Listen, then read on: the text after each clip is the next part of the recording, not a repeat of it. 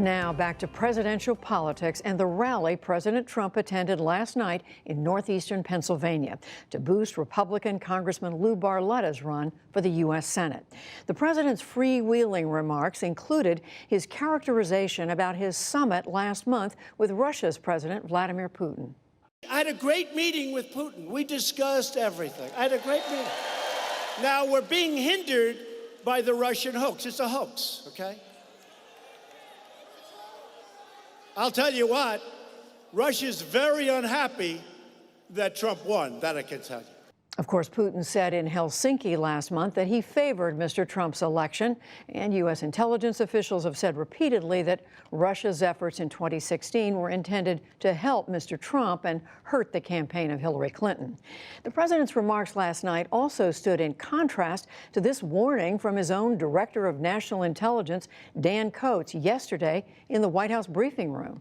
In regards to Russian involvement in the midterm elections, we continue to see a pervasive messaging campaign by Russia to try to weaken and divide the United States. These efforts are not exclusive to this election or future elections, but certainly cover issues relevant to the election. And that brings us to the analysis of Brooks and Klein. That's New York Times columnist David Brooks and Ezra Klein, editor-at-large for the news site Vox.com. And Mark Shields is away this week.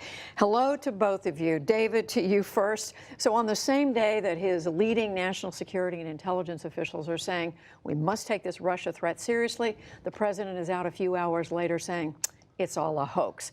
Do we take this government effort seriously or not? Well, the head of the opposition now uses the White House briefing room to oppose the administration policy. I've never seen anything like it. I've never seen an administration where the president says one thing or emphasizes one thing, and his entire staff basically emphasizes the complete opposite. And so what's the effect? I think the deep state is still doing its work to try to head off Russian interference. The Trump apparatus understands there is that interference, and they can do some prophylactic measures to try to head it off, which is what they seem to be doing. But unless you have the president involved, it's going to be micro activity, not macro activity. And so it's hard to imagine the Russians, let alone Putin, being at all intimidated by U.S. policy. And so it's reasonable to expect that interference will continue as it seems to be continuing to this day. Ezra, do we take seriously that the Trump administration is working diligently to fend off any Russian interference this year? No, of course not. I'm fascinated by the kind of lying Donald Trump did in that clip.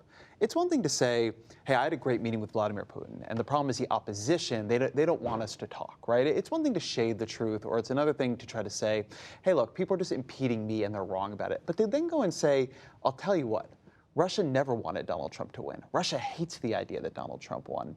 There's something about his belief that reality can be that completely manipulated that I find different. It's different than the way politicians normally. It's a different level of confidence in one's ability to shape reality. But then on the other side, to your point, of course Vladimir Putin doesn't think this would be a problem to do again, because it's clear Donald Trump on some level welcomed it. Putin helped him when he needed help. He's tried ever since to have a great relationship with Vladimir Putin, and it's just not credible to say that if more Russian efforts are uncovered in the future in American politics, that as long as Donald Trump is in office, that will redound to Putin's disadvantage. There's one issue of how Republican Party foreign policy has changed. And so Donald Trump said, I had a great meeting with Vladimir Putin, one of the most anti-democratic, anti-American dictators in the world today, and a Republican rally cheers. And that's just a weird, jarring moment. But then in Congress, within the Trump administration themselves, and among even John Bolton, the foreign policy apparatus of the Republican Party is still pretty much where it was. And so which is the future of the party? Is it a party that looks a lot more like Donald Trump in foreign policy realm, or is it one that looks like the rest of his administration? I don't know, but I suspect it's a little more like Trump. There's another thing on that I think is interesting, and it's a flip of what you just said. The Democratic Party is so angry at Russia that the stakes for Putin in the election get that much higher. If Trump wins in 2020, he retains an ally. If he loses, then he's got a Democratic Party that has spent 4 years blaming him personally for everything that they believe has gone wrong in the country. And so when you're thinking about Russian engagement in the 2020 election, I feel like that's a dimension of this too, that the parties have polarized on how they treat Russia in a way that has made the incentives for Russia to try to keep their ally in and their enemies out all the higher. Rabid anti-communist Democrats now.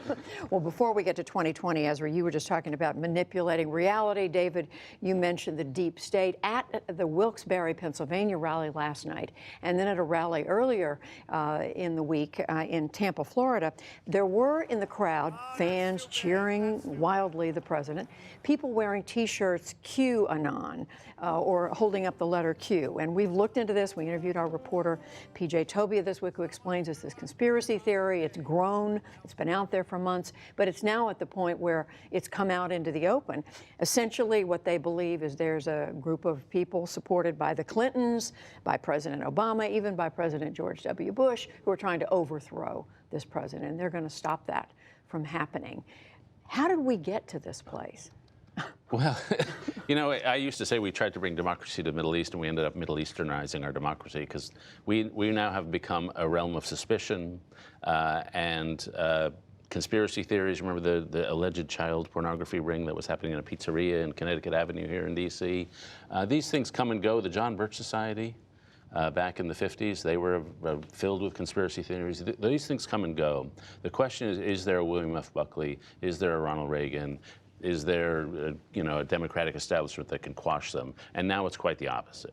And so what's happened is a lot of us mainstream journalists have become delegitimized in the eyes of a lot of Trump supporters, sometimes for our own fault. Turns out if you don't hire from large segments of American society, you become detached from them, and they write you off, and a lot of that's happened. But then the fires have been fanned by Trump himself, and basically what seems to be happening is a complete inversion of where information comes from. And those of us in the mainstream media who used to provide information are now discounted in large sections, and this new thing has arisen. How worried should we be about all that, Ezra? About the Do we take it seriously? I mean, I'm asking the same question. The QAnon conspiracy itself, which is a fascinating conspiracy, right? The argument of the QAnon conspiracy is that Donald Trump, on some level, has this all in hand. That we're seeing a lot of chaos, but the chaos is all carefully orchestrated, right. And that at some point there's going to be this big reveal, and Donald Trump and the people he's working with are going to come out and basically root out all the corruption that has been endemic in Washington for so long. There's a comfort in believing something like this. It is hard for me to tell if QAnon is a more profound or wide-reaching conspiracy theory than the ones we've had in the past. I mean, I think back even in the Clinton years to the widespread belief that the Clintons killed Vince Foster, that they were running cocaine out of Arkansas. I mean, this kind of thing in American politics is not new.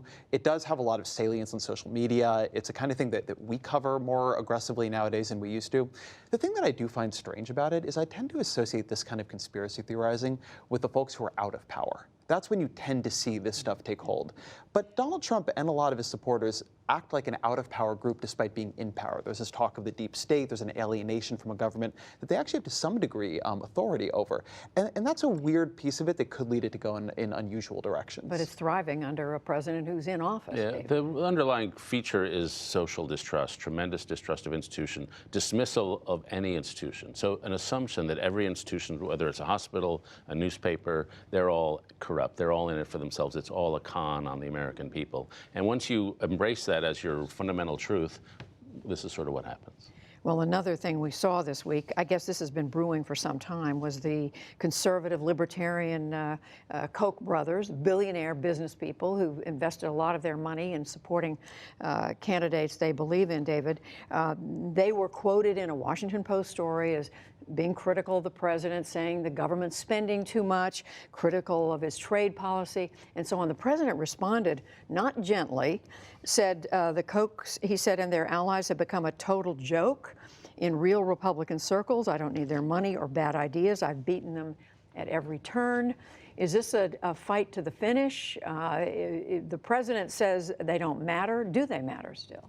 Well, and money matters a little, so I guess they still matter. They were never like partisan Republican hacks. They had a belief system which was a more libertarian-leaning belief system, and if you were with them, fine. But if you were an organized, standard Republican, that was not fine with them.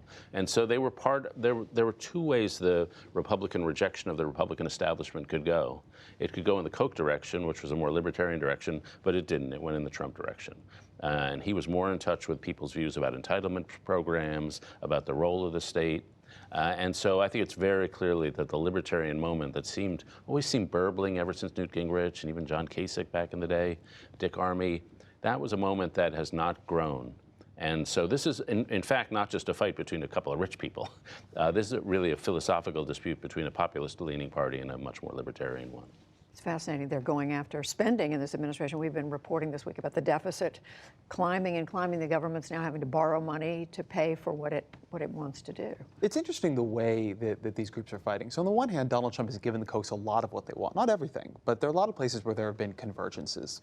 Mike Pence is a very close Koch ally. A lot of folks in the Trump administration, because Pence had a lot of authority over staffing, have come from that world. And there are a lot of things the Trump administration has done on deregulation, on taxes, that they've been quite happy with. Right. But then there are parts where Trump has more idiosyncratic personal views, and they've not been. The spending thing is fascinating, though, because it's not just Donald Trump. Donald Trump doesn't have authority over spending. Paul Ryan has been pushing those bills forward. Mitch McConnell's been pushing those bills forward. So to the extent that they're upset over more than just free trade, they're also upset with Republicans in Congress. But there's a way that it gets identified and personified in Donald Trump that strikes me as a little bit convenient. They don't really want to be at cross purposes with people they otherwise like. But it's not Donald Trump making all these spending decisions. There's one area where I agree with Trump, and that's on how you win elections.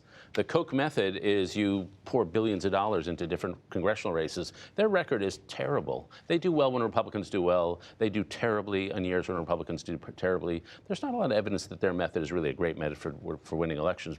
Donald Trump, just strong message and a guy with a Facebook and a Twitter account. And so it's not the big structure, it's not the big money. I would say in a media age like we're in now, actually the Trump way of winning elections is a better way than the Koch way.